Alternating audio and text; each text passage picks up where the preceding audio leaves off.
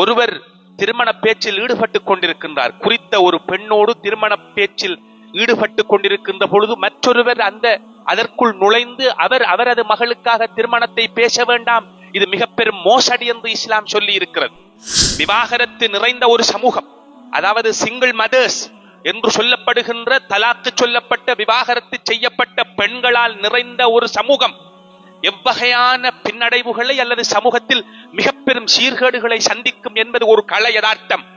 எல்லோரும் இவ்வாறு கட்டி மாளா மாளிகைகளை, கோடிகளை கட்டி சேர்த்து வைப்பதன் நோக்கம் எனது மகளுக்கு ஒரு நல்ல மாப்பிள்ளையை எடுத்துக் கொடுக்க வேண்டும். எங்களது கண்ணுக்கு தெரிவதெல்லாம் அவர் என்ன பதவியில் இருக்கிறார் அல்லது எவ்வளவு சம்பளம் எடுக்கிறார். பாட்டோடும் இசை கச்சேரியோடும் இஸ்லாம் வெறுக்கின்ற பல ஹராமான விஷயங்களை பட்ட பகலில் பகிரங்கமாக செய்து கொண்டு துவங்குவதன் விளைவு குடும்பங்கள் சிதறி சின்ன பின்னமாகி அழிந்து கொண்டிருக்கிறது. 4 மணிக்கு திருமணம் ஒப்பந்தம் என்று சொன்னால் 5 மணி வரை, 5:30 மணி வரை காத்திருக்கின்ற வரலாறு இங்கே இருக்கிறது. திருமண மேடையில் இருக்கின்ற பொழுதே அவர்களின் போட்டோவை முழு உலகம் பார்க்கின்ற அளவு ஷேர் பண்ணுகிறோம். சடவாத சிந்தனையோடு இந்த திருமண வாழ்வை அணுகுகின்ற பொழுது ஒரு சொற்பமான பணம், ஒரு கார், ஒரு வாகனம், ஒரு தொழில், ஒரு பதவி என்று மட்டும் சடவாத சிந்தனையோடு மட்டும் இதனை பார்த்து அதனை செய்கின்ற பொழுது அங்கே அவன் உண்மையான உள்ளார்ந்த மகிழ்ச்சியையும் நிம்மதியையும் பெற்றுக் கொள்ள மாட்டான். பல திருமணங்கள் முறிந்து விட்டது. பல சிங்கிள் மதர்ஸ் உடைய எண்ணிக்கை கூடிக்கொண்டு வருகின்றது. பல்வேறு வகையான சமூக பிரச்சனை உருவாகி கொண்டு வருகின்றது. எனவே சமுதாயத்தின் பொறுப்பில் உள்ளவர்கள் இதை பற்றி கவனமாக சிந்திக்க வேண்டும்.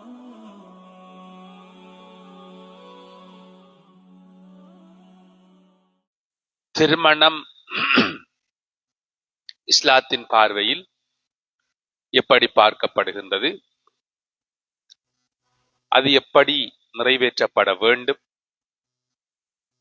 அதன் சிறப்புகளும் மகிமைகளும் என்ன என்பது பற்றி விலாவாரியாக விளக்கமாக கூறக்கூடிய ஒரு பாடத்தை தான் நாம் இன்று பார்க்க போகிறோம். அதிலுள்ள எல்லா ஹதீஸ்களையும் எல்லா விடயங்களையும் எங்களால் இந்த குறுகிய நேரத்திற்குள் செப்பிவிட முடியாது. கிதாபுன் நிக்காஹிலே, திருமிதியிலே முதலாவது ஹதீஸாக பதிவு செய்யப்பட்டிருக்கின்ற அன் அபி அய்யூப் அல் அன்சாரி ரலியல்லாஹு அன்ஹு அவர்கள் அறிவிக்கின்ற ஒரு ஹதீஸில் நபியுல்லாஹி ஸல்லல்லாஹு அலைஹி வஸல்லம் அவர்கள் சொன்னார்கள், 4 விடயங்களை சொன்னார்கள். 4 விடயங்கள் நபிமார்களின் அல்லாஹு தஆலா இந்த உலகத்திலே அனுப்பிய, இந்த உலகத்தில் பிறந்த மிகச்சிறந்த படைப்புதான் நபிமார்கள். மிகச்சிறந்த சிருஷ்டிதான் நபிமார்கள். அந்த நபிமார்களின் வழிமுறையில் அல்லது அவர்களின் சுன்னாவாக பார்க்கப்படுகின்ற 4 அம்சங்களை நபியுல்லாஹி ஸல்லல்லாஹு அலைஹி வஸல்லம் அவர்கள் சொன்னார்கள். மிக முக்கியமான ஒரு ஹதீஸ். அதில் முதலாவது அல் ஹயா, வெட்கம், நாணம். இது நபிமார்களுக்குரிய பண்பு. எல்லா நபிமார்களிடமும் இருந்த ஒரு பண்பு வெட்கம். அதே போன்று அத்தஅத்துர், மனம் பூசிக்கொள்வது, எப்பொழுதும் மனத்தோடு இருப்பது. நாம் எப்பொழுதும் எங்களிடம் ஒரு நல்ல அழகான வாசனை வரக்கூடிய அளவு எங்களது உடலை வைத்துக் கொள்வது சுத்தம், அதாவது சுன்னத். இரண்டாவது. மூன்றாவது அல் ஹிதான், ஹத்னா செய்வது. ஹத்னா என்றால் எங்களுக்கு தெரியும், ஹத்னா செய்வது. அடுத்ததாக சொன்னார்கள் அன்னிகாஹ், திருமணம் செய்வது. இந்த 4ம் முன்னைய எல்லா நபிமார்களிடமும் காணப்பட்ட ஒரு மிக முக்கியமான வழிமுறை, சுன்னா என்பதனை கிதாபுன் நிக்காஹுடைய பாடத்தில் முதலாவது வருகின்ற ஹதீஸிலே நாயகம் ஸல்லல்லாஹு அலைஹி வஸல்லம் அவர்கள் சொன்னார்கள். இன்று நாம் வாழுகின்ற இந்த வேகமான உலகில் இந்த 4 அம்சங்களும் கேள்விக்குட்படுத்தப்படுகின்ற வகையில் 4 அம்சங்களுமே வித்தியாசமான பல்வேறு வகையான கோணங்களில் நோக்கப்பட்டு ஒரு சர்ச்சைக்குரிய ஒரு அம்சமாக மாறி இருக்கிறது. அது இன்றைய இஸ்லாமிய ஆய்வரங்குகளில் பேசப்படுகின்ற விடயம். முதலாவது விடயம் அல் ஹயா, வெட்கம், நாணம். நாணம் இழந்த ஒரு சமுதாயத்தை உருவாக்குவதற்காக இந்த உலகு கடுமையாக உழைத்துக் கொண்டிருக்கிறது. அதன் அறுவடையை இன்றைய உலகு கண்டு கொண்டிருக்கிறது.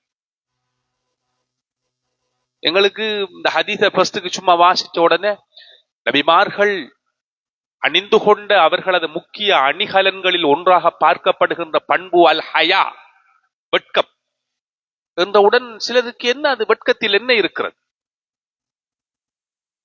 வெட்கம், நாணம் இழந்த ஒரு சமுதாயத்தின் வடுவை அழிக்க முடியாத அளவு வரலாறு மிக மோசமாக பதிந்து வைத்திருக்கிறது.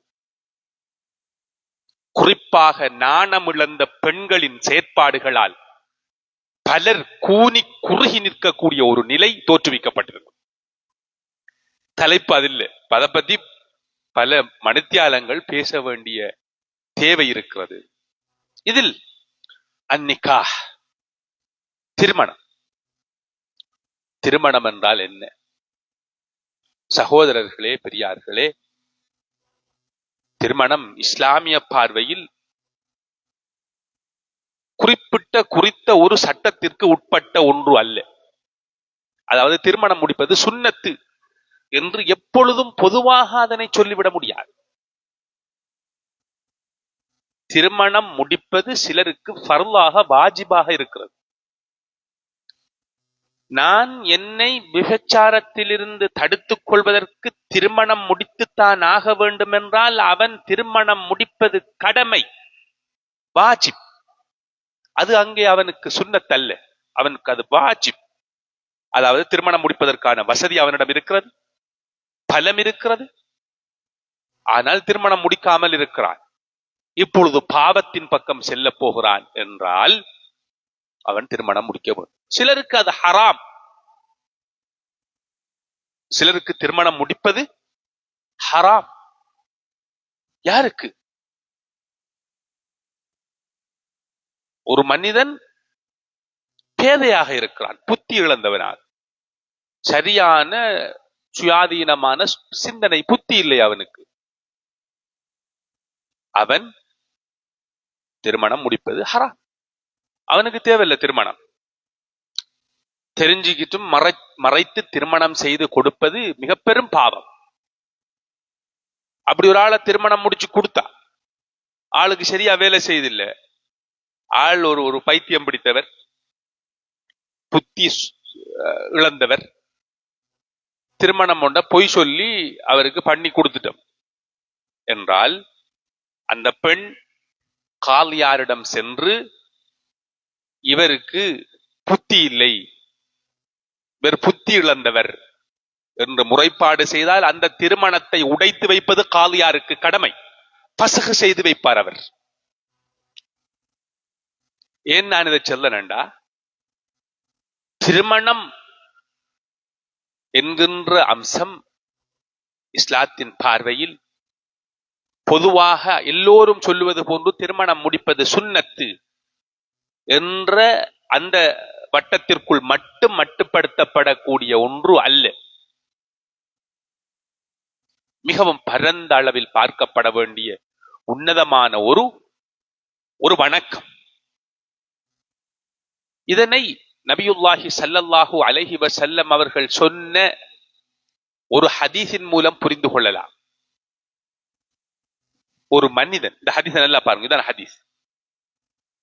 ஒரு மனிதன் திருமண வாழ்க்கையில் நுழைந்து கொண்டால், திருமணம் செய்து கொண்டால், ஃபகது கமுல நிஸ்ஃப தீனிஹி,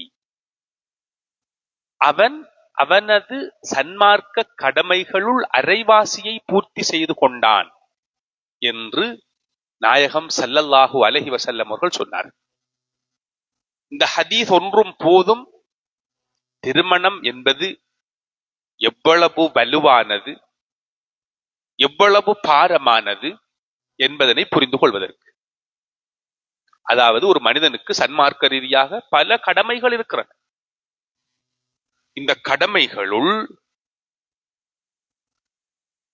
பாதி கடமையை திருமணம் முடித்து திருமண வாழ்வில் நுழைந்து கொள்கின்ற மனிதன் பூர்த்தி செய்து கொண்டான் என்று நாயகம் ஸல்லல்லாஹு அலைஹி வஸல்லம் அவர்கள் சொன்னார். எனவே மதிப்புக்குரிய சகோதரர்களே, அப்படி அது இந்த தீனுடைய இஸ்லாத்தின் சரிபாதி கடமையை தாங்கி நிற்கக்கூடிய அளவு அதில் என்ன இருக்கின்றது என்பதைத்தான் நாம் ஒவ்வொருவரும் புரிந்து கொள்ள வேண்டும். இன்றைய சமுதாயம் புரிந்து கொள்ள வேண்டிய நிர்பந்தத்தில் கட்டாயத்தில் இருக்கின்றது. திருமண வாழ்வையும் அதன் யதார்த்தத்தையும் அதன் ஆழ அகலத்தையும் அது பொதிந்திருக்கின்ற தத்துவத்தையும் அதன் வெகுமானத்தையும் புரிந்து கொள்ளாததன் விளைவு இன்றைய உலகு மிக மோசமான ஒரு அழிவை நோக்கி சென்று கொண்டிருக்கிறது. சகோதரர்களே, விவாகரத்து வேண்டி நிற்பவர்களின் எண்ணிக்கை நாளுக்கு நாள் அதிகரித்துக் கொண்டே செல்கிறது. எங்களது பிராந்தியத்தில் கடந்த ஆண்டு 2024 விவாகரத்து பெற்றுக் கொண்டவர்களின் எண்ணிக்கை என்ன, எத்தனை மன முறிவுகள் ஏற்பட்டிருக்கின்றது என்பதனை கொஞ்சம் பாருங்கள். திருமணம் முடித்து 2 மாதம் கூட செல்லவில்லை, விவாகரத்தை வேண்டி நிற்கிறார்கள். 6 மாதம் 1 வருடம் கூட வாழவில்லை, விவாகரத்திற்கு வந்திருக்கிறார்கள். அதே போன்று 50 ஆண்டு காலம் வாழ்ந்து பேர குழந்தைகள் கண்டவர்களும் விவாகரத்தை வேண்டி நிற்கிறார்கள்.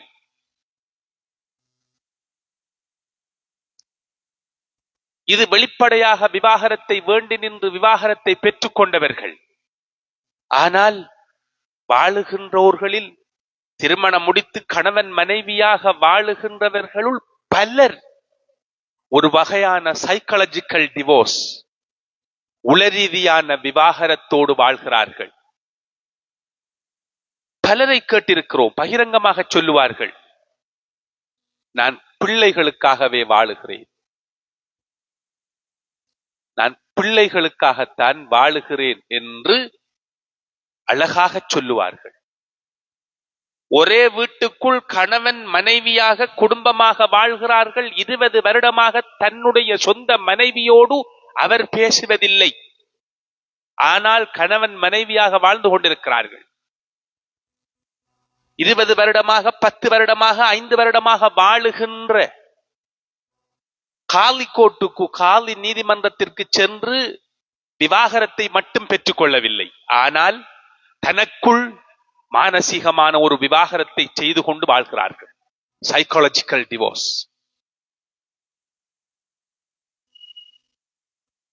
பலரும் விவாகரத்தை தேடி அலைகிறார்கள். காரணம் என்ன? என்ன நடந்திருக்கிறது? சகோதரர்களே, இஸ்லாம் சொல்லுகின்ற இஸ்லாத்தின் பாதி கடமையை சுமந்து நிற்கின்ற இந்த பாரிய கடமையின் தாற்பயத்தையும் தத்துவத்தையும் அதன் வெகுமானத்தையும் புரிந்து கொள்ளாததன் விளைவுதான் அது. யாரை திருமணம் செய்து கொள்ள வேண்டும்? நாம் ஒரு அதிகாரனாக, ஒரு பொறுப்பாளனாக இருந்து எங்களது மகளுக்கு யாரை திருமணம் செய்து கொடுக்க வேண்டும்? இஸ்லாம் ஹித்பா என்று சொல்லப்படுகின்ற திருமண பேச்சிலிருந்து இஸ்லாம் அழகாக வழிகாட்டுகின்றது. உனது திருமண பேச்சை, உனது ஹித்பாவை நீ எப்படி செய்ய வேண்டும்? யாரோ எவரோ சொல்லுகின்றார்கள் என்பதற்காக நீ திருமணம் முடிப்பதற்கான முடிவை எடுத்துவிட வேண்டும் என்பது அல்ல. இஸ்லாம் சொல்லுகின்றது, நீ ஒரு பெண்ணை திருமணம் முடிக்க விரும்பினால் அவளை சென்று பார்ப்பதற்கான உரிமை உனக்கு இருக்கிறது. அவளது முகத்தை பார்க்கலாம், அவளது கையை பார்க்கலாம். இஸ்லாம் அனுமதி வழங்கி இருக்கிறது. ஏன்? திருமணம் முடித்ததற்கு பிறகு அவன் ஏமாற்றப்படக்கூடாது என்பதற்காக.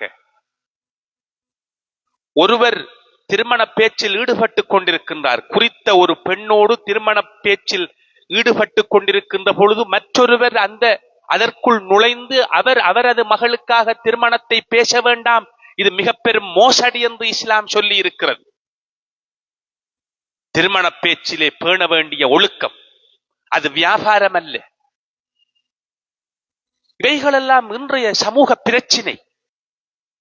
எத்தனையோ உறவுகள் சிதைந்து சின்ன பின்னமாகி இருக்கின்றது.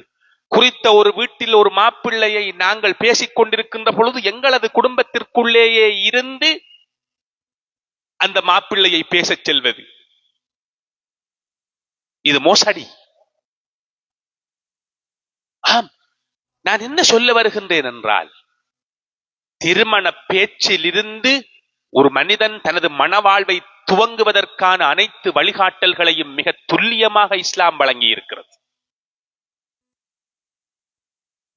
யாருக்கு திருமணம் முடித்துக் கொடுக்க வேண்டும்? உண்மையாக ஒரு வலிகாரன் தனது மகளுக்கு ஒரு மணவாளனை தேடுகின்ற பொழுது அவன் எப்படி இருக்க வேண்டும், அவனுக்குரிய தகமை என்ன என்பதனை நாயகம் ஸல்லல்லாஹு அலைஹி வஸல்லம் அவர்கள் சொன்னார்கள். இதா அதாக்கும், நன்றாக கவனித்துக் கொள்ளுங்கள். நாம் ஏற்கனவே சொன்ன இந்த மன முறிவுகளுக்கும் விவாகரத்துக்கும் மிக பிரதானமான காரணியாக பார்க்கப்படுகின்ற அம்சம் இதுதான். ஒரு மணவாளன் மணவாளியை அல்லது மணவாளி மணவாளனை தேர்ந்தெடுப்பதற்கு இஸ்லாம் வகுத்திருக்கின்ற அல்லது இஸ்லாம் சொல்லுகின்ற வரையறைகளை அல்லது அளவுகோலை மீறி அந்த தெரிவை மேற்கொண்டதன் விளைவு பல திருமணங்கள் முறிந்து சிதைந்து சின்ன பின்னமாகி இருக்கின்றது. நபிகளார் ஸல்லல்லாஹு அலைஹி வஸல்லம் அவர்கள் சொன்னார்கள், இதா அதாக்கும் மன் தர்லௌன தீனஹு வ குலுகஹு, அதாவது உங்களிடம் ஒரு மணவாளன் வருகிறார், ஒரு மாப்பிள்ளை இருக்கின்றார். நீங்கள் இதா மன் தர்லௌன தீனஹு, முதலாவது விடயம், அவருடைய சன்மார்க்கத்தை நீங்கள் பொருந்திக் கொண்டால், நல்ல மார்க்கப்பற்றுள்ளவராக இருக்கின்றார். இதுதான் முதலாவதாக பார்க்க வேண்டிய அம்சம். முதலாவதாக பார்க்க வேண்டிய அம்சம் இதுதான். அவரிடம் தீன் இருக்கின்றதா, அவரிடம் மார்க்கம் இருக்கின்றதா, அவர் சன்மார்க்க நெறிகளை பின்பற்றி வாழுகின்றவராக இருக்கின்றாரா, அதைத்தான் முதலாவதாக பார்க்கவும். பெண்ணும் அப்படித்தான். ஒரு பெண்ணும் ஒரு மாப்பிள்ளையும் அப்படித்தான். நான் திருமணம் செய்ய போகின்ற எனது மனைவி ஒரு தீன்தாரியாக இருக்கிறாளா, சன்மார்க்க நெறிகளை பின்பற்றி வாழுகின்ற ஒரு பெண்ணாக இருக்கிறாளா என்பதை பார்க்க வேண்டும்.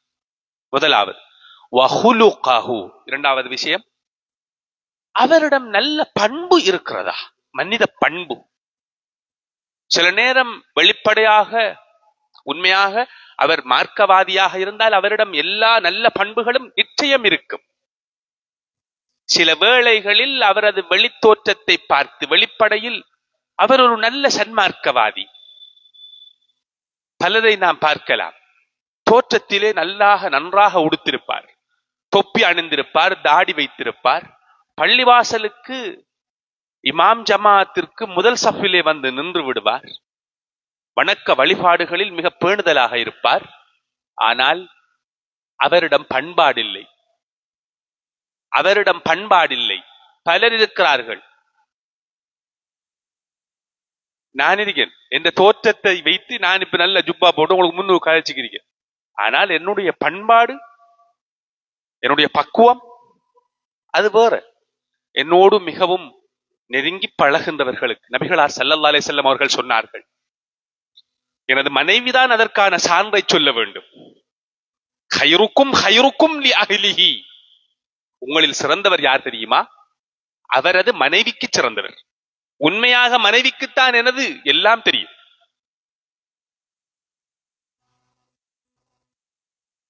அந்த ஹதீஸிலே வந்திருக்கின்ற முதலாவது அளவுகோல், அவரிடம் சன்மார்க்கம் இருக்கின்றது. அது ஒரு பொதுவான தியரி. சன்மார்க்கம் இருந்தால் நிச்சயமாக எல்லாம் இருக்கும். சில வேளைகளில் சன்மார்க்கத்தின் சாயல்கள் வெளிப்பாடுகள் அவரிடம் இருக்கும், ஆனால் நல்ல பண்பு இருக்காது. அவர் நல்ல பண்புள்ளவரா என்பதை பாருங்கள் என்று சொன்னார்கள். மிக முக்கியமான அம்சம்.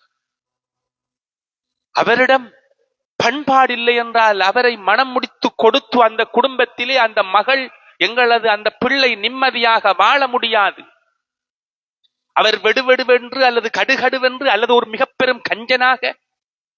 ஒரு முறை ஒரு பெண் வந்து சொன்னார், அல்லாஹ்வின் தூதரே, நான் திருமணம் முடிக்க விரும்புகிறேன் என்று ஒரு மாப்பிள்ளையை சொன்னார். அவருடைய பெயர், நான் முஆவியா ரலியல்லாஹு அன்ஹு அவர்களை திருமணம் முடிக்க விரும்புகிறேன் என்று சொன்னார்.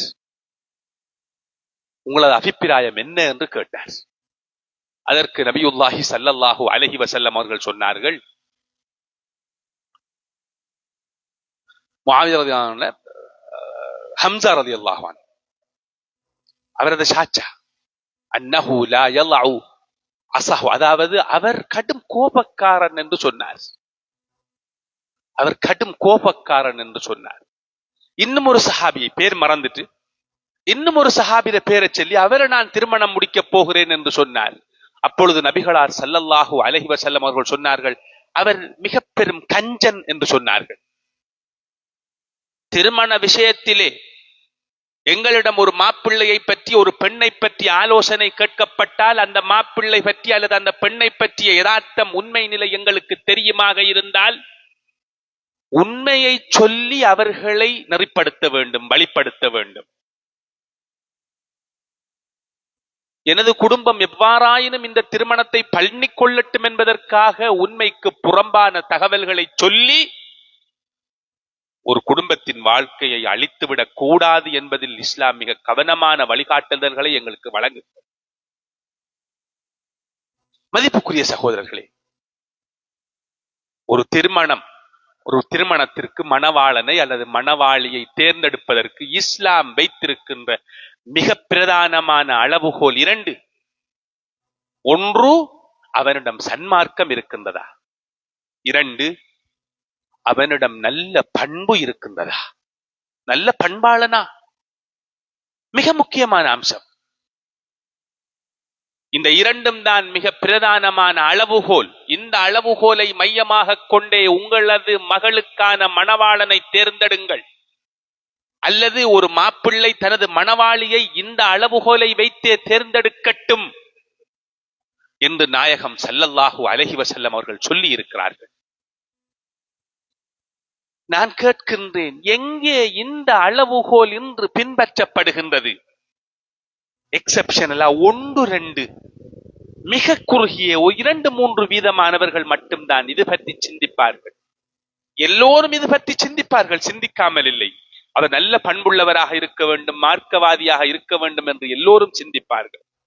அதற்கு முன்னால் சிந்திப்பது என்ன தெரியுமா? அவரிடம் எவ்வளவு காசு இருக்கின்றது, அவரிடம் எவ்வளவு சொத்து இருக்கின்றது, அவர் என்ன பதவியில் இருக்கிறார், எந்த நாட்டில் இருக்கிறார். இதுதான் எங்களில் பலரும் சிந்திப்பது. இவ்வாறு சிந்தித்து சிந்தித்து அவர் யார் என்றே தெரியாது, அவரை பற்றிய எந்த தகவலும் தெரியாது. எங்களுக்கு தெரிந்தது ஒன்றுதான், அவர் 50 லட்சம் ரூபாய் சம்பளம் பெறுகிறார். அதுதான் எங்களுக்கு தெரிந்தது. அந்த ஒரு விடயம் மட்டும்தான் அவர் எனது மகளை கட்டிக்கொள்வதற்கு தகுதியானவர் என்கின்ற தீர்மானத்தை என்னை எடுக்கச் செய்தது. திருமணத்தை முடித்துக் கொடுத்து விட்டேன். பல திருமணங்கள் 6 மாதம், 5 மாதம், 2 மாதம், 3 மாதத்திலேயே உடைந்து நொறுங்கி நடுத்தெருவில் வந்து நிற்கின்ற மிகவும் அவல நிலையை நாம் பரவலாக காண்கிறோம். என்ன காரணம், என்ன விஷயம் என்று கேட்டால், அவருக்கு வேறு தொடர்பு அல்லது அவர் பயங்கரமான பாவச் செயல்களில் ஈடுபடுகிறார். குறிப்பாக இன்றைய இந்த காலத்தில் மிக கவனமாக நாம் பல விடயங்களை பார்க்க வேண்டும். மிக மோசமான போதை பாவனைக்கு, போதை பழக்கத்திற்கு பலரும் அடிமையாகி இருக்கிறார்கள். பலர் பகிரங்கமாக செய்கிறார்கள், பலர் ரகசியமாக செய்கிறார்கள். மாப்பிள்ளையை மட்டும் பார்க்காதீர்கள், மாப்பிள்ளையின் நண்பர்களை பாருங்கள், மாப்பிள்ளையின் பழக்க வழக்கங்களை பாருங்கள், மாப்பிள்ளை அதிகம் சென்று வருகின்ற இடத்தை பாருங்கள், மாப்பிள்ளை மணவாளன் செய்கின்ற தொழிலை பாருங்கள். எல்லாவற்றையும் பார்க்க வேண்டிய ஒரு கட்டாயத்தில் இருக்கின்றோம். பல சிறு குழந்தைகள், பல பிள்ளைகளது வாழ்க்கை இன்று அழிந்து விட்டது. மாப்பிள்ளை, அதாவது மாப்பிள்ளையை பார்க்கின்ற பொழுது மட்டுமல்ல, மாப்பிள்ளை பெண்ணையும் அவ்வாறுதான் பார்க்க வேண்டும். சகோதரர்களே, இதுதான் இஸ்லாம் சொல்லுகின்ற மிக பிரதானமான அளவுகோல். இந்த அளவுகோல் தவறினால் என்ன நடக்கும் என்பதனை நாயகம் ஸல்லல்லாஹு அலைஹி வஸல்லம் அவர்கள் அதே நபிமொழியில் தொடர்ச்சியாக சொன்னார்கள். வ இல்லா தகுன் ஃபில் அர்லி ஃபஸாதுன் அரீத். இவ்வாறு நீங்கள் செய்யவில்லை என்றால் இந்த பூமியில் மிக பெரும் குழப்பத்தை எதிர்பாருங்கள். பூமியில் அது சாதாரணமான ஒரு விஷயம் அல்ல. அந்த குடும்பத்தோடு சம்பந்தப்பட்ட பிரச்சினை மட்டுமல்ல, இது ஒரு சமூக பிரச்சினை. விவாகரத்து நிறைந்த ஒரு சமூகம், அதாவது சிங்கிள் மதர்ஸ் என்று சொல்லப்படுகின்ற, தலாக்கு சொல்லப்பட்ட, விவாகரத்து செய்யப்பட்ட பெண்களால் நிறைந்த ஒரு சமூகம் எவ்வகையான பின்னடைவுகளை அல்லது சமூகத்தில் மிக பெரும் சீர்கேடுகளை சந்திக்கும் என்பது ஒரு கள யதார்த்தம். ஒரு பெண் குறிப்பாக திருமணம் முடித்து அந்த திருமணத்தை முறித்து தனியாக வாழுகின்ற ஒரு பெண்ணின் பாதுகாப்பு கேள்விக்குட்படுத்தப்படுகின்றது. அந்த பெண்ணுடைய வருமானம், உழைப்பு, வாழ்க்கை என்று ஒவ்வொரு அம்சமும் கேள்விக்குட்படுத்தப்படுகின்ற பொழுது பல்வேறு வகையான சமூக பிரச்சனைகள் அங்கே தோன்றுகின்றது. இது பற்றி இஸ்லாமிய சட்டப்பரப்பில் பல்வேறு வகையான விஷயங்களை ஃபுகஹாக்கள், இஸ்லாமிய மார்க்க சட்ட அறிஞர்கள் இன்று பேசிக் கொண்டிருக்கிறார்கள். நிக்காஹிலே பல்வேறு அம்சங்கள், நிக்காஹுல் மிஸ்யார், பல விஷயங்களை, அதாவது ஃபிக்ஹு அன்-நிக்காஹ், ஃபிக்ஹு தஸவ்வுஜ், திருமணம் சம்பந்தமான ஃபிக்ஹிலே பல விடயங்கள் பேசப்படுகின்றது. ஒரு செல்வ சீமாட்டி, ஒரு நல்ல வசதி வாய்ப்போடு வாழுகின்ற ஒரு பெண் தனக்கான ஒரு துணையை இவ்வாறெல்லாம் பெற்றுக்கொள்ளலாம் என்கின்ற பல்வேறு வகையான விடயங்களை இஸ்லாமிய சட்டப்பரப்பில் பேசி இன்று முன்வைக்கிறார்கள். காரணம் என்னவென்றால், விவாகரத்து செய்யப்பட்டு பாதுகாப்பற்று வாழ்கின்ற பெண்களினால் சமூகத்தில் ஏற்படுகின்ற பிரச்சனைகள், வறுமை ஒரு மனிதனை குஃபுர் வரை, இறை நிராகரிப்பு வரை கூட்டிச் செல்லும். இன்று சமூக மட்டத்தில் காணப்படுகின்ற பல்வேறு வகையான பஞ்சமா பாதக செயல்களுக்கு வறுமை ஒரு பிரதான காரணி. தனது வயிற்று பசியை போக்க நான் எதுவும் செய்யலாம், மதமும் மாறிவிடலாம் என்று ஒரு சந்தர்ப்பத்தில் எண்ண தோன்றும். எனவே இதனால்தான் நீங்கள் இப்படியான வரையறையை, இந்த அளவுகோலை மையமாக வைத்து திருமணத்தை சிந்திக்கவில்லை என்றால் வஇல்லா தகுன் ஃபில் அர்தி ஃபஸாதுன் அரீத், பூமியிலே மிக பெரும் குழப்பம் ஏற்படும் என்று சொன்னார்கள். அதாவது இந்த நபிமொழியிலிருந்து, நபியுல்லாஹி ஸல்லல்லாஹு அலைஹி வஸல்லம் அவர்கள் இந்த நபிமொழியின் இந்த இரண்டாவது பகுதியிலிருந்து, இது இரண்டு ஒரு குடும்பத்தில் உள்ள மணவாளன் மணவாளிக்கு மட்டும் சம்பந்தப்பட்ட பிரச்சனை அல்ல, அல்லது இரண்டு குடும்பத்தோடு மட்டும் சம்பந்தப்பட்ட பிரச்சனை அல்ல, இது ஒரு சமூக பிரச்சனையாக மாறப்போகின்றது என்பதனை அழகாக சொல்லி இருக்கிறார்கள். காலி நீதிமன்றம் சென்று கேட்டு பாருங்கள், பாரிஸ் மௌலவியை கேட்டு பார், எவ்வகையான விசித்திரமான வழக்குகளை நீதிமன்றம் நாளுக்கு நாள் சந்திக்கின்றது என்று கேட்டு பாருங்கள். சகோதரர்களே, நாம் ஒவ்வொருவரும் சிந்திக்க வேண்டும். இது ஒரு பாரிய சமூக பொறுப்பு. மாளா மாளிகைகளை கட்டி வைத்திருக்கிறோம், கோடிகளை சேர்த்து வைத்திருக்கிறோம். எல்லோரும் இவ்வாறு கட்டி மாளா மாளிகைகளை, கோடிகளை கட்டி சேர்த்து வைப்பதன் நோக்கம், எனது மகளுக்கு ஒரு நல்ல மாப்பிள்ளையை எடுத்துக் கொடுக்க வேண்டும். எங்களது பிராந்தியத்தில் பிறந்த ஒரு தகப்பன் என்ன நினைப்பது? ஒரு பெண் பிள்ளையை பெற்ற எனக்கு 2, 3 அல்லது பெண் பிள்ளைகள் இருந்தால் நான் என்ன நினைப்பது?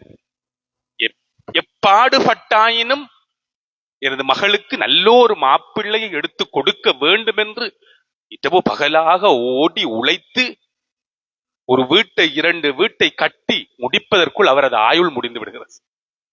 அவர் கட்டிய வீட்டிற்குள் அவர் நிம்மதியாக உறங்குவதில்லை. அப்படி இப்படி என்று பல கோடிகளை பல லட்சங்களை சேர்த்து கட்டி அந்த திருமணத்தை நடத்தி முடித்து அதில் மன அமைதியும் மகிழ்ச்சியும் இல்லை என்றால் எவ்வளவு பெரிய துரதிர்ஷ்டம் சகோதரர்களே. நான் கேட்கிறேன், எங்களது கண்ணுக்கு முன்னால் மிகவும் பண்பாடான ஒரு பையன் இருப்பான். என்னோடு பள்ளிவாசலில் ஒன்றாக தொழுகின்ற பையன், எனது குடும்ப பையன், அல்லது எனக்கு தெரிந்த எனது பக்கத்து வீட்டு பையன். நம்பிக்கையாளன், உண்மையாளன், நல்ல பண்புள்ளவன், பக்குவமானவன். பெரிய அளவில் வசதி இல்லை. நான் நல்ல வசதியோடுதான் எனது மகளுக்கான மாப்பிள்ளையை தேடுகிறேன். நாம் அவனை கண்டுகொள்வதே இல்லை. என்னிடம் நல்ல வசதி இருக்கின்றது, சொத்து இருக்கின்றது என்றால் அவனையும் எங்களோடு சேர்த்து பயணிக்கலாமே. சகோதரர்களே, நான் பாஜி பண்ணி செல்லல, நாம் அவர்களை கணக்கில் கண்டுகொள்வதே இல்லை. எங்களது கண்ணுக்கு தெரிவதெல்லாம் அவர் என்ன பதவியில் இருக்கிறார் அல்லது எவ்வளவு சம்பளம் எடுக்கிறார், அது பற்றி மட்டும்தான் நாம் சிந்திப்பது. நான் அன்று ஒருவரிடம் சொன்னேன். ஒருவர் சொன்னார் என்னிடம், மகளுக்கு ஒரு நல்ல மாப்பிள்ளை பார்க்கணும், டீன்டாரியாவும் இருக்கணும். நல்ல விஷயம், அதுதான் முதலாவது அளவுகோல். அவருக்கு தெரிந்த, எங்களுக்கு தெரிந்த அவரது குடும்பம் ஒரு மிகவும் நல்ல பையன் இருக்கிறார், சாதாரணமான தொழிலில் இருக்கிறார். அவர் நாம பேசலாமே. அவர் அதை விரும்பவில்லை, அவருக்கு அது விருப்பமில்லை. சகோதரர்களை, நான் கேட்கிறேன், 50-60 வருட கால வாழ்வுக்குள் நாம் எதனை தேட முனைகிறோம்? ஒரு மருமகன், அதாவது எனது மகளை திருமணம் முடித்த மருமகன், எனது மருமகன் எனது மனைவிக்கு சொந்த மகனை போல. இஸ்லாம் அவரை மாமியா அழகாக பார்க்கலாம், கதைக்கலாம், பழகலாம். அதாவது மாமியாவை அவர் பார்க்கலாம். ஏன்? அவருக்கு சொந்த தாயை போல அவர். நான் அவருக்கு தகப்பனை போல. எனது வீட்டிற்குள் வருகின்ற எனது மருமகன் எனது மகளுக்கு மட்டுமல்ல, எனக்கும் உதவியாளனாக இருக்க வேண்டும். ஒரு சந்தர்ப்பத்தில் ஒரு இக்கட்டான சூழ்நிலையில் எனக்கு ஒரு இடர் வருகின்ற பொழுது, இன்னல் வருகின்ற பொழுது எனக்கும் கை கொடுக்கின்றவனாக அவன் இருக்க வேண்டும். இஸ்லாம் அப்படித்தான். இஸ்லாமிய அந்த திருமண ஒழுங்குகளை பாருங்கள், வரலாற்றை படித்து பாருங்கள், நேரமில்லை சொல்வதற்கு. திருமணம் முடித்துக் கொடுக்கிறோம், பல லட்சங்களை செலவு செய்து, கோடிகளை செலவு செய்து திருமணம் முடித்துக் கொடுக்கிறோம். 2 மாதம் கூட கழியவில்லை, அவன் சொல்லுகிறான், வீட்டிலிருந்து உனது உம்மாவும் பாப்பாவும் இன்று இரவோடு இரவாக வெளியிறங்க வேண்டும். நான் ஒன்றும் எனது கற்பனை கட்டிய கதைகளை சொல்லவில்லை, கள யதார்த்தத்தை சொல்லுகிறேன். இப்ப வெளியிறங்கணும், இல்லாட்டி நான் உன்னை கூட்டிட்டு எங்கேயாலும் போறோம், நாம எங்கேயாலும் போ. தன்னிடம் இருந்த எல்லாவற்றையும் கொட்டி தீர்த்து தன்னை மாய்த்து கட்டிய வீட்டில் ஒரு 2 மாதம் கூட அந்த தகப்பனை அவன் நிம்மதியாக உறங்க விடவில்லை. என்ன சுகம் இருக்கின்றது என்று நான் கேட்கிறேன். இதில் எதனை கண்டோம்? நான் அவர் பணக்காரனை அல்லது பெரும் படித்தவரை திருமணம் முடிக்க வேண்டாம் என்று சொல்லவில்லை, நன்றாக விளங்கிக் கொள்ள வேண்டும். திருமணம் முடிப்பதற்கு நான் மணவாளனை தேர்ந்தெடுக்கின்ற பொழுது அவரிடம் தீன் இருக்கின்றதா, நல்ல பண்பு இருக்கின்றதா, மனிதாபிமானம் இருக்கின்றதா, அதைத்தான் முதலில் பார்க்க வேண்டும் என்று சொல்லுகிறேன். சகோதரர்களே, பெரியார்களே, இது முதலாவது பகுதி. அதாவது திருமணம் முடிப்பதற்கு கணவன் மனைவியையும் மனைவி கணவனையும் தேர்ந்தெடுக்கின்ற பொழுது கருதப்பட வேண்டிய அளவுகோல். திருமண நிகழ்வு நான் ஏற்கனவே சொல்லிவிட்டேன், அது ஒரு இபாதத், அது ஒரு வணக்கம். ஒரு வணக்கமாக இருந்தால் அது எப்படி நிறைவேற்றப்பட வேண்டும்? அடுத்த பகுதி திருமண உடன்படிக்கை. உடன்படிக்கையின் போது கைக்கொள்ளப்படுகின்ற அம்சங்கள். அங்கே திருமண உடன்படிக்கையில் அக்து சபையில் அந்த காவின் எழுதுறன்னு சொல்ல அந்த சபைக்கு வந்திருப்போருக்கு இஸ்லாம் சுன்னத்தாக்கி இருக்கின்ற விடயம். திருமணம் முடித்த பிறகு மணவாளன் மணவாளியை முதலாக சந்திக்கின்ற பொழுது அவர் செய்ய வேண்டிய அம்சங்கள் இவைகளெல்லாம் இஸ்லாத்திலே மிகவும் அழகாக தெளிவாக சொல்லப்பட்டிருக்கிறது. அவைகளை கொஞ்சம் பார்ப்போம். அவைகளுக்கும் இன்றைய எங்களது நடைமுறையில் உள்ள திருமண ஒழுங்குகளுக்கும் சம்பந்தமே இல்லை. ஒரு மனிதன் அல்லாஹ்வுடைய அருளை யாசித்து அல்லாஹ்வின் திருப்பொருத்தத்தோடு பலரது துஆக்களோடும் ஆரம்பிக்க வேண்டிய திருமண வைபவங்கள் பாட்டோடும் இசை கச்சேரியோடும் இஸ்லாம் வெறுக்கின்ற பல ஹராமான விஷயங்களை பட்ட பகலில் பகிரங்கமாக செய்து கொண்டு துவங்குவதன் விளைவு குடும்பங்கள் சிதறி சின்ன பின்னமாகி அழிந்து கொண்டிருக்கிறது.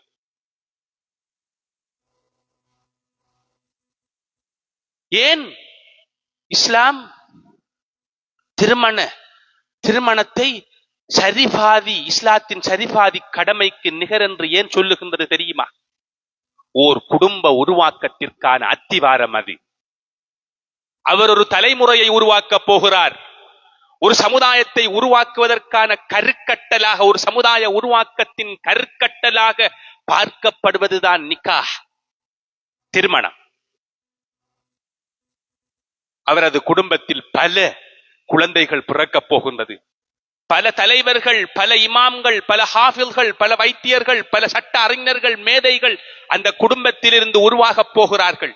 இந்த சமூகத்தை தாங்கி நிற்கக்கூடிய, இந்த சமூகத்திற்கு சேவை செய்யக்கூடிய பலரை உருவாக்குகின்ற ஒரு பணி அத்திவாரம் தான் திருமணம். வெறுமனே இரண்டு நபர்கள் மட்டும் இன்பமாக மகிழ்ச்சியாக இருந்துவிட்டு செல்லுகின்ற ஒரு பொறிமுறை அல்ல. ஒரு சமூக கருக்கட்டல், ஒரு சமூக உருவாக்கத்தின் அத்திவாரம். அதனால் தான் அது அவ்வளவு வலுவான பலமான ஒரு பெருமானத்தை இஸ்லாத்திலே பெற்றிருக்கின்றது.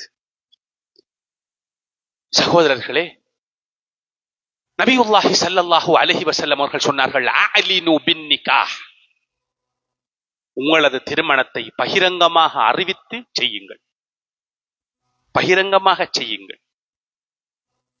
திருமணம் இரகசியமாக செய்யப்படுகின்ற ஒரு அம்சம் அல்ல. அது பகிரங்கமாக பலருக்கும் சொல்லப்பட வேண்டும். எனது வீட்டிலே திருமணம் நடக்கின்றது, எனது மகளுக்கு நான் திருமணம் செய்து கொடுக்கின்றேன், திருமணம் செய்து விட்டேன், எனது பக்கத்து வீட்டுக்காரருக்கு நான் சொல்லவில்லை. அவர் பார்க்கின்றார், அடுத்த நாள் எனது வீட்டிலே ஒரு புதிய நபர் வந்து போகிறார். யார் ஒருவர் தொடர்ச்சியாக இரவு நேரத்தில் வருகிறார். மிக பெரும் சிக்கலை அவருக்கு அது தோற்றுவிக்கும். பல்வேறு வகையான பிரச்சனைகளுக்கு அது வழிவகுக்கும். எங்களது அயலவர்களுக்கு, குடும்பத்தவர்களுக்கு, நண்பர்களுக்கு, எங்களது மஹல்லாவாசிகளுக்கு சொல்லி, எல்லோருக்கும் சொல்லி செய்ய வேண்டிய ஒரு மங்களகரமான மகிழ்ச்சியான நிகழ்வு. அஅலினு பின்னிகாஹி வஜஅலூஹா ஃபில் மசாஜித், பள்ளிவாசல்களிலே அந்த அக்த் திருமண உடன்படிக்கையை நாம் செய்வது மிகச் சிறப்பு. ஏன்? மிக முக்கியமான ஒரு கடமை. ஒரு மனிதன் தனது வாழ்வை துவங்குகிறார். அல்லாஹ்வின் அருள் இறங்குகின்ற அல்லாஹ்வுடைய பள்ளிவாசல்களில் அது நடைபெற வேண்டும். அல்ஹம்துலில்லாஹ், இன்று பல திருமணங்கள் பள்ளிவாசல்களிலே நடைபெறுகின்றது. மகிழ்ச்சி. ஆனால் அதில் பல்வேறு வகையான சிக்கல்களும் இருக்கிறது. பள்ளிவாசலுடைய ஒழுக்கங்களை பேணுவதில்லை, பள்ளிவாசலுடைய ஹுர்மத்தை பேணுவதில்லை, உரிய நேரத்திற்கு வருவதில்லை. அசர் தொழுகைக்கு பின்னால் 4 மணிக்கு திருமணம் ஒப்பந்தம் என்று சொன்னால் 5 மணி வரை, 5:30 மணி வரை காத்திருக்கின்ற வரலாறு இங்கே இருக்கிறது. 1 மணித்தியாலம் 1.5 மணித்தியாலமாக பள்ளிவாசலுக்குள் எல்லோரும் காத்திருந்து வீணான பேச்சுக்களை பேசுவதற்கான வழியை நாம் தான் ஏற்படுத்தி கொடுக்கிறோம். நன்றாக சிந்திக்க வேண்டும். அது ஒரு வேறு பகுதி. உண்மையாக பள்ளிவாசலில் அந்த திருமணம் நடைபெற வேண்டும் என்று சொல்லுவதன் அர்த்தம் என்னவென்றால், அல்லாஹ்வுடைய ரஹ்மத்தும் அல்லாஹ்வுடைய மலக்குமாரும் இறங்குகின்ற இடத்தில் அது அருளை பெற்றதாக ஆசிக்கப்பட்டதாக அந்த திருமணம் அமையட்டும். பாருங்கள், திருமணத்தின் போது திருமண ஒப்பந்தம் முடிந்து விட்டால், திருமண ஒப்பந்தம் முடிந்த பிறகு அந்த தம்பதியினருக்கு, அந்த மனத்தம்பதியினருக்கு அங்கு வந்திருக்கின்றவர்கள் ஒரு பிரார்த்தனை செய்ய வேண்டும். அதுதான் அவர்களுக்கு கொடுக்கின்ற காணிக்கை, கிஃப்ட். வேறு கிஃப்ட்கள் அல்ல, இதுதான் காணிக்கை. என்ன அந்த பிரார்த்தனை? பாரக்கல்லாஹு லக வபாரக அலைக வஜமஅ பைனகுமா ஃபீ கைர். சாதாரணமான ஒரு காணிக்கை அல்ல. ஆம், அல்லாஹ்வின் அருளை பெற்று அந்த திருமண வைபவங்கள் நடக்க வேண்டும். அந்த சபைக்கு வந்திருக்கின்ற எல்லோரும் அவருக்காக என்ன பிரார்த்தனை செய்கிறார்கள்? பாரக்கல்லாஹு லக, அல்லாஹு தஆலா உனக்கு பரக்கத்து செய்யட்டும். வபாரக அலைக்குமா, உங்கள் இருவருக்கும் அல்லாஹ் அருள் செய்யட்டும். வஜமஅ பைனகுமா ஃபீ கைர், அல்லாஹ் உங்கள் இருவரையும் நலவிலே ஒன்று சேர்க்கட்டும் என்ற ஆசீர்வாதத்தோடு, பிரார்த்தனையோடு நாம் எல்லோரும் அகம் மகிழ்ந்து, மனம் மகிழ்ந்து, பெரியவர்கள் எல்லோரும் அவருக்கு ஆசீர்வாதம் செய்து அவரது வாழ்வை துவங்குவதற்கான ஏற்பாட்டை செய்ய வேண்டும். இப்படித்தான் அந்த வாழ்வு துவங்கப்பட வேண்டும். நாகரிகமாகி போன இன்றைய நாகரிகம் அல்லது இன்றைய ட்ரெண்ட் என்று அங்கே செய்யப்படுகின்ற அனாச்சாரங்களுக்கு அளவில்லை. உண்பதற்கு ஒரு கவள உணவு கூட இல்லாமல் பல குடும்பங்கள் இருக்கின்ற சூழ்நிலையில் பல லட்சங்களை, பல மில்லியன்களை அள்ளி அநியாயமாக செலவு செய்கின்ற, இஸ்ராப், வீண்பிரயம் செய்கின்ற மிக பெரும் கொடிய ஷைத்தானிய பாவத்தை செய்கிறார்கள். பெருமைக்காக என்னென்னமோ செய்கிறார்கள். மேற்குலகு கூட கண்டிராத அசிங்கங்களை திருமண வைபவத்தில் அரங்கேற்றுகிறார்கள். நான் கேட்கிறேன், அல்லாஹ் இதனை பொருந்திக் கொள்வானா? இந்த வாழ்வு பரக்கத்து பெருமா, அல்லாஹ்வுடைய அருளை பெறலாமா என்று கேட்கிறேன். புது புது வகையான, பல்வேறு வகையான டிசைன் நாளுக்கு நாள் முளைத்துக் கொண்டிருக்கிறது. இன்று திருமண நாள் என்றால் ஒரு சில ஆண்டுகளுக்கு முன்பு ஒரு நாள் திருமண நிகழ்வு, ஒரு நாள், அதனோடு கதை முடிந்து விடுகின்றது. இன்று திருமணம் என்று வந்துவிட்டால் கிட்டத்தட்ட ஒரு மாதம் முழுக்க பல நிகழ்வுகளை ஏற்பாடு செய்து பல லட்சங்களை, பல மில்லியன்களை அள்ளி இறைத்து ஷைத்தானிய செயற்பாடுகளில் பகிரங்கமாக ஈடுபடுகிறார்கள். இதனை சொல்லத்தான் வேண்டும். நான் ஏன், இந்த துஆ எல்லோருக்கும் தெரியும் தானே, என்ன இவர் இதை கதைக்க? நான் என்ன சொல்லுகிறேன்? அல்லாவின் அருளை யாசித்து, அல்லாவின் அருளை கேட்டு, அல்லாவின் ரஹ்மத்தோடு பரக்கத்தோடு அந்த திருமணத்தை செய்து வையுங்கள் என்றுதான் இஸ்லாம் சொல்லுகின்றது. அதற்கு மாற்றமான அசிங்கங்களை அரங்கேற்றுகின்றீர்களே, வெட்கமில்லையா? அந்த தம்பதியினரின் வாழ்வு பற்றி நீங்கள் சிந்திக்கவில்லையா? அது சொல்லி மாள முடியாத அளவு பல்வேறு வகையான அம்சங்கள் நடைபெறுகின்றது. அதை நான் சொல்ல தேவை. மணவாளன் திருமண ஒப்பந்தத்தை செய்து முடித்ததன் பிறகு தனது மனைவியை சந்திக்க செல்கிறான். முதலாக தனது மனைவியை காண்கின்ற பொழுது அங்கே கடைபிடிக்க வேண்டிய ஒரு முக்கியமான சுன்னா இருக்கிறது. என்ன? அந்த மணப்பெண்ணின் வலிகாரர் தந்தை அந்த மணப்பெண்ணின் முன்னெற்றி முடியை பிடித்து மணவாளனின் கையில் கொடுக்க, மணவாளன் உடனடியாக ஒரு பிரார்த்தனையை செய்ய வேண்டும்.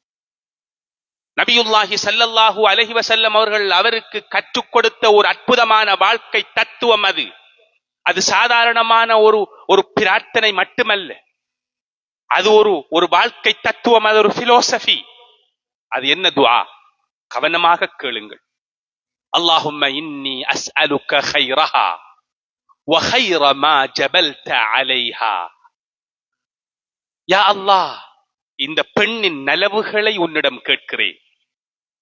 நீ இந்த பெண்ணை படைக்கின்ற பொழுது அடிப்படையில் என்னென்ன நலவுகளை வைத்து படைத்திருக்கிறாயோ அந்த நலவுகளை உன்னிடம் நான் கேட்கிறேன். வஅஊது பிக மின் ஷர்ரிஹா, இந்த பெண்ணின் கெடுதிகளில் இருந்து உன்னிடம் பாதுகாப்பு தேடுகிறேன். வஷர்ரி மா ஜபல்த அலைஹா, இந்த பெண்ணை நீ படைக்கின்ற பொழுது அடிப்படையில் என்னென்ன நலவுகளோடு என்னென்ன கெடுதிகளை வைத்து படைத்திருக்கிறாயோ அந்த கெடுதிகளில் இருந்தெல்லாம் பாதுகாப்பு தேடுகிறேன் என்ற பிரார்த்தனையோடுதான் தனது மனைவியின் தான் சுவர்க்கம் செல்லும் வரை அவளை சுமந்து செல்ல வேண்டிய அந்த கரங்களினால் அவளது முன்னெற்றி முடியை பிடித்து அல்லாவிடம் யாசித்து பிரார்த்தித்து அவனது வாழ்வை துவங்க வேண்டும் என்று இஸ்லாம் சொல்லி இருக்கிறது. இன்று வாழ்வு எப்படி துவங்கப்படுகின்றது என்று கேட்கிறேன். மணவாளனும் மணவாளியும் சந்தித்துக் கொள்கின்ற நினைவு எங்களது பிராந்தியத்தில் எப்படி இருக்கின்றது என்று கேட்கிறேன். அதற்கு செலவு செய்யப்படுகின்ற லட்சங்கள் பற்றி சிந்தியுங்கள். அங்கே நடைபெறுகின்ற அனாச்சாரங்கள் பற்றி சிந்தியுங்கள். மாபெரும் இசை கச்சேரிகளோடு மிக மோசமான ஆண் பெண் கலப்போடு ஆண்களும் பெண்களும் ஒன்றாக இருந்து அந்த மணவாளியுடைய மேக்கப், அந்த மணவாளியை அலங்கரிப்பதற்காக மட்டும் இன்று பல லட்சங்கள் செலவு செய்யப்படுகின்றன. தனது காலணியை பாடசாலைக்கு செல்வதற்கு ஒரு சப்பாத்தை காலணியை வாங்க முடியாத அளவு வறுமை கோட்டிற்கு கீழால் பல பெண்கள் பல பிள்ளைகள் வாழுகின்ற இந்த சூழலில் பல லட்சங்களை அள்ளி இறைக்கின்ற பொழுது, பல மில்லியன்களை அள்ளி இறைக்கின்ற பொழுது, ஹராத்தை பகிரங்கமாக செய்கின்ற பொழுது மனச்சாட்சியிடம் நீங்கள் ஒன்றுக்கு பலமுறை கேட்க வேண்டும் என்று சொல்லுகின்றேன். திருமணம் என்பது உங்களது தனிப்பட்ட குடும்ப பிரச்சனை அல்ல. இது ஒரு சமூக பிரச்சனை, ஒரு சமூகம் சார்ந்த விஷயம். ஒரு சமூகம் அங்கே அளவிடப்படுகின்றது. ஒரு சமூகத்தின் உருவாக்கத்திற்காக இடப்படுகின்ற அத்திவாரம் திருமணம். நினைத்தது போன்று செய்ய முடியாது. ஆண் பெண் கலப்பு, இன்று ஆடல் பாடல் என்னமோ எல்லாம் செய்கிறார்கள். எல்லோரும் கூடி நின்று ரசிப்பது மட்டுமல்ல, திருமண மேடையில் இருக்கின்ற பொழுதே அவர்களின் போட்டோவை முழு உலகம் பார்க்கின்ற அளவு ஷேர் பண்ணுகிறோம். ஒவ்வொரு குடும்பத்திற்கும் வாட்ஸ்அப் குழுமங்கள், வாட்ஸ்அப் குடும்பத்திலே கிழவன் கிட்டை பல்வேறு வகையான வயதுள்ளவர்களும் இருக்கிறார்கள். எல்லோரும் பார்த்து ரசிக்கிறார்கள். திருமண மேடையில் இருக்கின்றவள் இந்த தலையை திறந்திருக்க வேண்டும் என்ற ஒரு நாகரிகம் அறிமுகப்படுத்தப்பட்டிருக்கின்றது. நான் கேட்கின்றேன், எங்கே அந்த மனிதன் அல்லாவின் அருளை யாசித்து அந்த திருமணத்தை துவங்குகிறார்? யாராவது ஒரு மௌலவியை கூட்டிக் கொண்டு வந்து நின்று அந்த இடத்தில் ஒரு துவாவை செல்லுவது. அவர் அவ்வளவு பொம்பளையிலையும் கடந்து வந்து அவர் துவா ஓதுவார். இது சுன்னா அல்ல, இது மார்க்கம் அல்ல.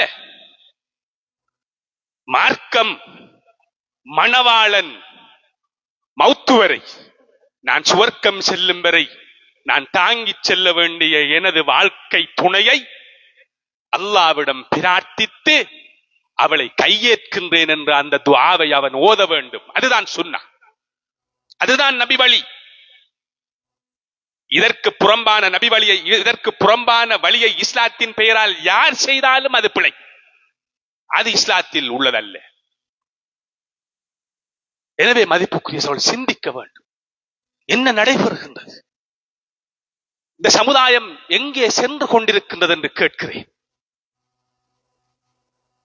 எவ்வளவு அழகாக வளர்த்த இந்த பிள்ளையை அலங்கரித்து அழகாக சீவி சோடினை செய்து தலையை திறந்து கொண்டு அந்த போட்டோவை எடுத்து முழு உலகத்தில் உள்ளவர்களும் பார்க்கக்கூடிய அளவு அது ஷேர் செய்யப்படுகின்றதே, அதனை யார் செய்கிறார் என்று கேட்கிறேன்.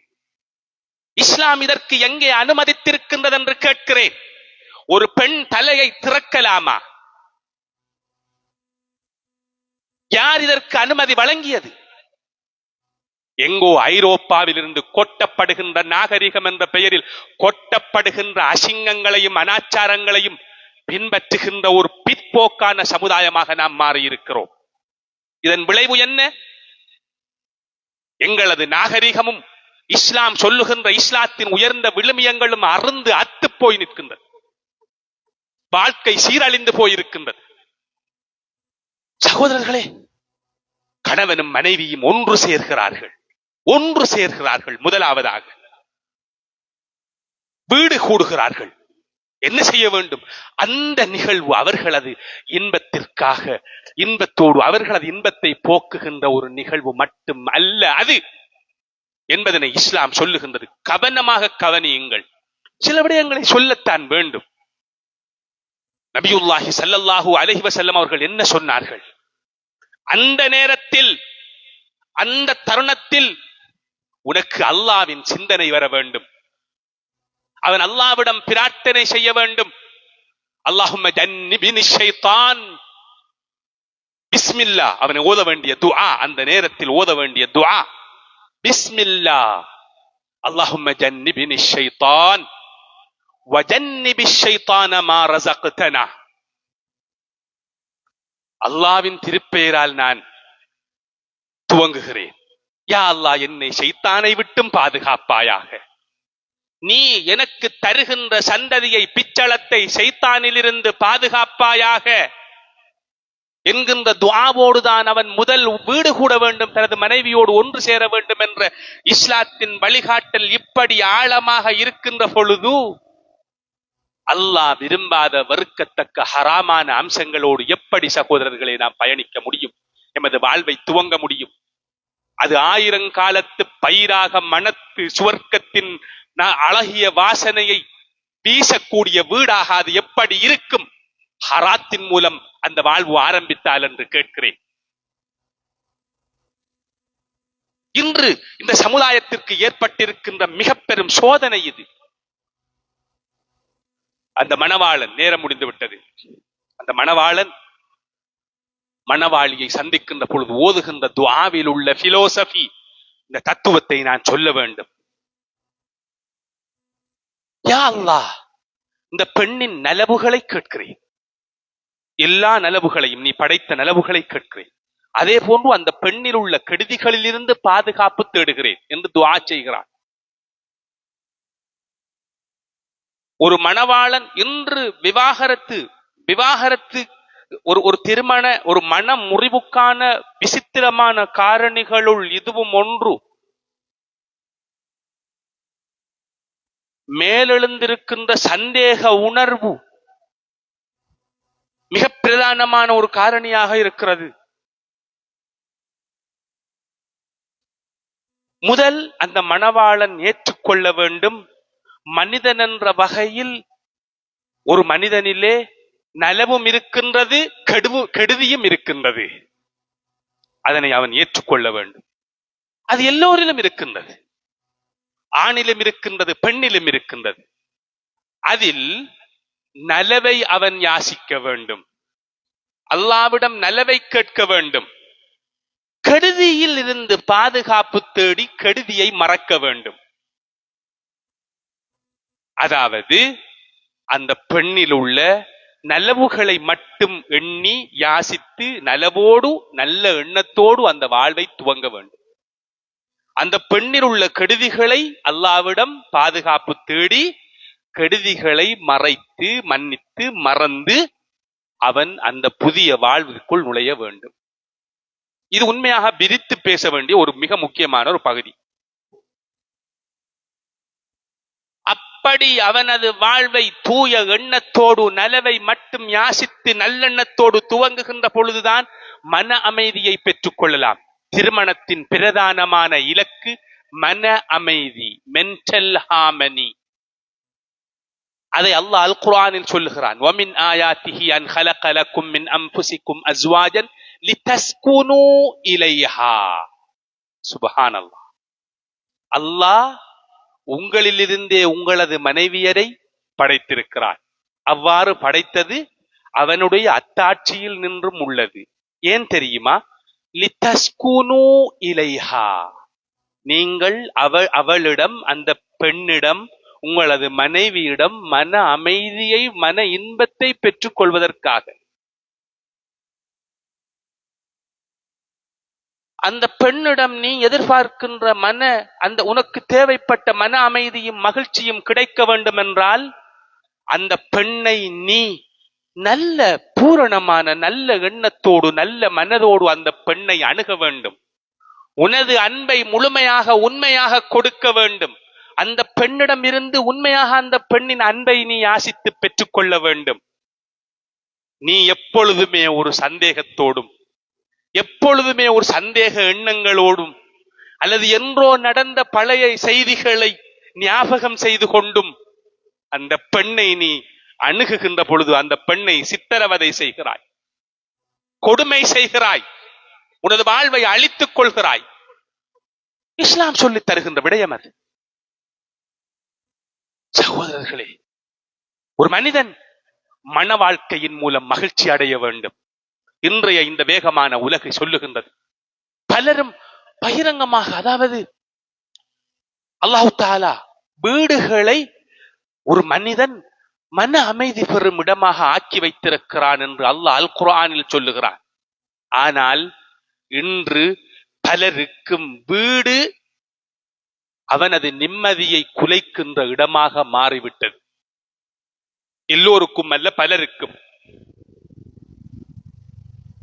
வீதியோரங்களில், கடற்கரையோரங்களில், காடுகளில், மலைகளில் ஏறி நண்பர்களோடு அலைந்து திரிவதில் மகிழ்ச்சியாக இருக்கிறார்.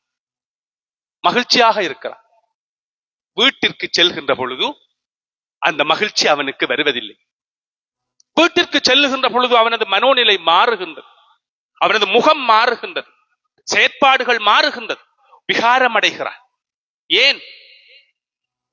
வீட்டில் மனைவியிடமிருந்து, மக்களிடமிருந்து வர வேண்டிய அன்பும் மகிழ்ச்சியும் அவனுக்கு கிடைக்கவில்லை. ஏன் கிடைக்காமல் போனது? இதுதான் கேள்வி.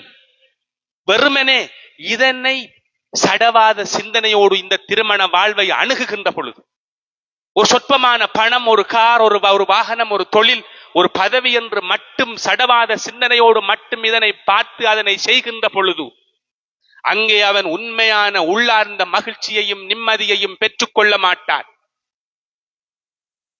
வீட்டிலே விளக்கு பற்ற வைப்பதற்கு எண்ணெய் இருக்கவில்லை, வாழ்வதற்கு வசதியான வீடு இருக்கவில்லை. ஈச்சம் குற்றிகளால், ஈச்ச ஓலையால் நெய்யப்பட்ட வீடுகளில் ஆனந்தமும் மகிழ்ச்சியும் பொங்கி வழிந்தது. மகிழ்ச்சியாக இருந்தார்கள். இன்றைக்கு 2, 3, 4 தசாப்தங்களுக்கு முன்பு ஒரு வீட்டிற்குள்ளே, ஒரு சிறிய களிமண் வீட்டிற்குள்ளே 2 குடும்பங்கள் ஒன்றாக மகிழ்ச்சியாக வாழ்ந்தார்கள். இன்று மாடா மாளிகைகளை கட்டி வைத்திருக்கிறோம். 2, 3 தட்டுகளில் பல வீடுகளை கட்டி இருக்கிறோம். ஒரு வகையான அமைதி அங்கே துயில் கொள்கின்றது. யாரும் யாருடனும் பேசுவதில்லை. கணவன் வீட்டிற்கு வருகிறார். வேலையிலிருந்து 8, 9, 10, 12 மணித்தியாலங்கள் வெளியிலிருந்து விட்டு வீட்டிற்கு வந்து சேருகின்ற கணவன் தனக்காக தயார் செய்து வைக்கப்பட்டிருக்கின்ற உணவை உண்கிறான். தனது கையடக்க தொலைபேசியோடு தனியாக உறவாடுகிறான், பேசுகிறான், சிரிக்கிறான், உறங்கி விடுகிறான். மனைவி ஒரு பக்கமாக, பிள்ளைகள் ஒரு பக்கமாக என்று சகோதரர்களே, யாரும் யாருடனும் இருந்து முகத்தை பார்த்து சில வினாடிகள் பேசுவதில்லை. அவர்களது மனவழ்ச்சியை, மகிழ்ச்சியை அல்லது கவலையை, இன்பத்தை, துன்பத்தை, காதலை, அன்பை பரிமாறிக்கொள்வதில்லை. அதற்கான அவகாசங்களை எல்லாம் இழந்து நிற்கிறோம். காரணம் என்னவென்றால், இஸ்லாம் சொல்லுகின்ற அளவுகோலோடு திருமணங்கள் நடைபெறவில்லை. இஸ்லாம் திருமணத்தின் இலக்காக எதனை வரையறுத்திருக்கின்றதோ அதனை நாம் கருத்தில் கொள்ளவில்லை. அதுதான் காரணம். எனவே சகோதரர்களே, இது மிகவும் விசாலமாக பிரித்து பேச வேண்டிய, எங்களது சமூகத்திற்கு சொல்ல வேண்டிய, எங்களது சமூகத்திற்கு அறிவுறுத்த வேண்டிய முக்கியமான விஷயம் இது. அதற்கான ஏற்பாட்டை நாம் பள்ளி ரீதியாக, மஹல்லா ரீதியாக செய்ய வேண்டும். முடியுமான அளவு விழிப்புணர்வு நிகழ்வுகளை ஏற்படுத்த வேண்டும். ஒரு ப்ரீ மேரேஜ் கோர்ஸ் ஒன்றை நாம் துவங்க வேண்டும். திருமணம் முடிப்பதற்கு 4-5 மாதங்களுக்கு முன்பிருந்து கணவன் மனைவியை, அந்த குடும்பத்தினரை, கணவன் மனைவி மட்டுமல்ல, திருமணம் முடிக்கப் போகின்றவர்கள் மட்டுமல்ல, அதிகமான பிரச்சனை, திருமணம் முடித்து கணவன் மனைவி நன்றாக இருக்கிறார்கள், அவர்களது தாய் தந்தையர்களால் தான் அதிகமான பிரச்சனை ஏற்படுகின்றது. எனவே அவர்களுக்கும் இது தேவைப்படுகின்றது. வழிகாட்டல்கள் சேர்த்த ஒரு வழிகாட்டல், ஒரு கோர்ஸை நாம் ஆரம்பிக்கலாம், செய்யலாம். இந்த பெரிய ஊரிலே அது இல்லை, பல ஊர்களில் செய்கிறார்கள். நான் நினைக்கின்ற டிஎஸ் ஆபீஸிலே எங்களது டிஎஸ் அதனை ஆரம்பித்து அது நடைபெற்றுக் கொண்டு வருகின்றது. ஆனால் பலருக்கும் அது தெரியாது. பள்ளிவாசல் ரீதியாக அதனை ஒழுங்குபடுத்தலாம். அது பற்றி நாம் சிந்திக்க வேண்டும். விவாகரத்தின் விழுக்காடு கூடிக்கொண்டே வருகிறது. பல திருமணங்கள் முடிந்து விட்டது. பல சிங்கிள் மதர்ஸ் உடைய எண்ணிக்கை கூடிக்கொண்டு வருகின்றது. பல்வேறு வகையான சமூக பிரச்சினை உருவாகி கொண்டு வருகின்றது. எனவே சமுதாயத்தின் பொறுப்பில் உள்ளவர்கள் இதை பற்றி கவனமாக சிந்திக்க வேண்டும். என்று சொல்லி வல்லவன் அல்லாஹ் எம் அனைவரையும் ஏற்று அவனது நல்லடியார்களது கூட்டத்திலே சேர்த்தருள்வானாக.